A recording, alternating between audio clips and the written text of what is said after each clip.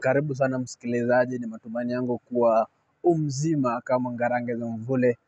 Karibu leo hii tuzungumzie tetesi za uhamisho ama vilabu vinafanya sajili zipi wakati wa dirisha la uhamisho la msimu huo wa joto. Tunaanza na EPL ambapo tutaanza na klabu ya Arsenal. Arsenal wamemsajili mchezaji kutoka Brentford ambaye anakwenda kwa jina la Christian Norgard. Norgard anakuja kujaza pengo lake Thomas Partey ambaye anatarajiwa kuigura Arsenal mwishoni mwa msimu huu.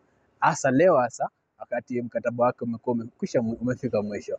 Vile vile Arsenal wamewasilisha ofa ya kima cha pauni milioni 20 ili kumsajili beki wa Valencia Christian Mosquera ambaye atakuwa anakamilisha uhusiano wake, kwani wamesharidhiana, wameshafanya mazungumzo na mchezaji huyo hapo radhi kujiunga na Arsenal. Arsenal vile vile wananusia, wanavizia, wananyatia kumsajili wingo wa Real Madrid raia wa Brazil ambaye ni Rodrigo. Rodrigo amekuwa akikosa nafasi ya kucheza katika kikosi chake Xabi Alonso aliyejiunga kuwa mkufunzi wa Real Madrid kutoka klabu ya Bayer Leverkusen. Kwa hivyo Arsenal wanatarajia wata make offer kumsajili Rodrigo. Vile vile Arsenal wamewasilisha offer, wameanza mazungumzo ya kumsajili Eze kutoka Crystal Palace. Tukimalizana na Arsenal, tuende kwa Chelsea. Boko Haram wamemsajili kiungo mshambulizi wa Brighton ambaye ni Joao Pedro raia wa Brazil.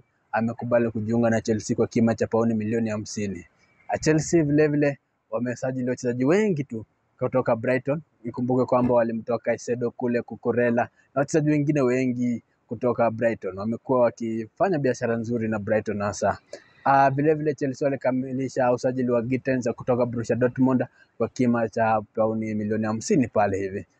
Tuende kwa timu ya Manchester United. Manchester United wamekamilisha sajili 2 tu kufikia sasa. Wamekamilisha sajili ya Diego Leona, huyu ni beki, na vile vile Matheus Cunha raia wa Brazil, huyu walimsajili kutoka Wolverhampton Wanderers kwa kima cha pauni milioni 62.5 ambaye tayari yupo Manchester United ametoka ugani Old Trafford. Manchester United vile vile wanazidi kuendeleza mazungumzo na klabu ya Brentford ili kupata saini ya mchezaji huyo, mshambulizi huyo amuita Bryan Mbeumo. Mbeumo anaridhia na anasukuma, analazimisha kujiunga na Manchester United. Tayari makubaliano yameshafanyika, ni makubaliano ya fedha tu kati ya vilabu vya Manchester United na Brentford, lakini Mbeumo anapush kwamba aweze kujiunga na Manchester United. Kumbuke kwamba ofa ya Manchester United ya kima cha pauni milioni 62.5 ilikataliwa na klabu ya Brentford, lakini mazungumzo yapo, kwani uhamisho huu utaweza kukamilika juma hii panapo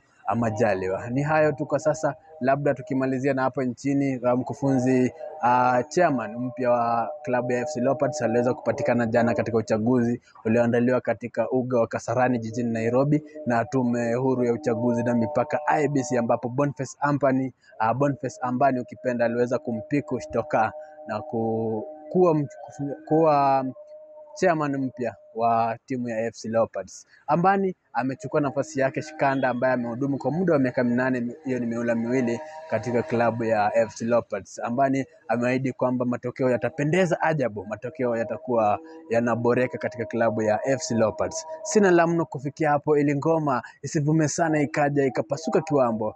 Mimi mwana michezo nina kata mikatale. Hapo tutapatana wakati ujao. Jina langu ni Carlson Mgodo.